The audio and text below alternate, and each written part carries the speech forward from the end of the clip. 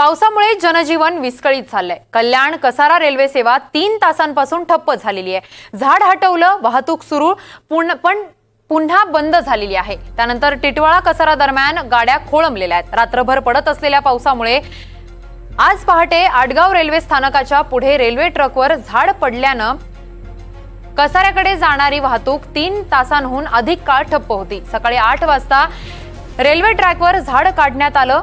त्यानंतर कसाऱ्याकडे वाहतूक, लोकल सेवा आणि मागे अडकलेल्या मेल एक्सप्रेस गाड्या सोडण्यात आल्या।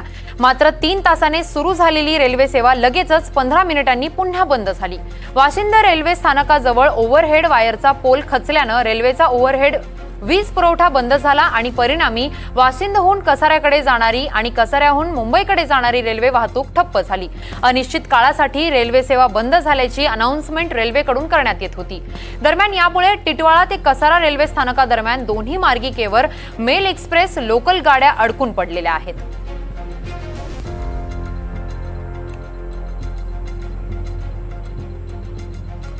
या संदर्भात अधिकची माहिती देण्यासाठी आमचे प्रतिनिधी अमजद खान आपल्या सोबत आहेत। अमजद, सध्या तिथली कशी परिस्थिती आहे आणि वाहतूक कधीपर्यंत सुरळीत होणार असल्याची माहिती देण्यात आलेली आहे?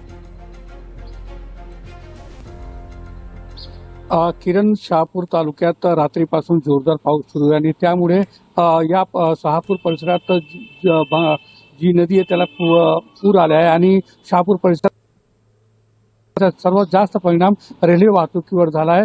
आज सकाळी 6:30च्या दरम्यान आडगाव आणि तानशे स्टेशन दरम्यान रेल्वे रुळावर पाणी साचले होते। तसेच उमरमाली स्टेशन स्टेशनचा काही भाग पाण्याखाली गेला होता।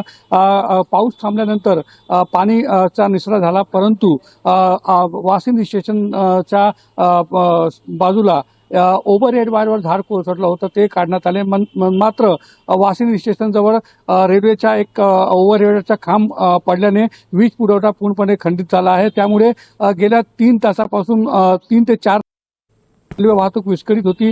रेल्वेने पाणी कमी झाल्यानंतर वाहतूक डाऊन लाईनवर सुरू केली।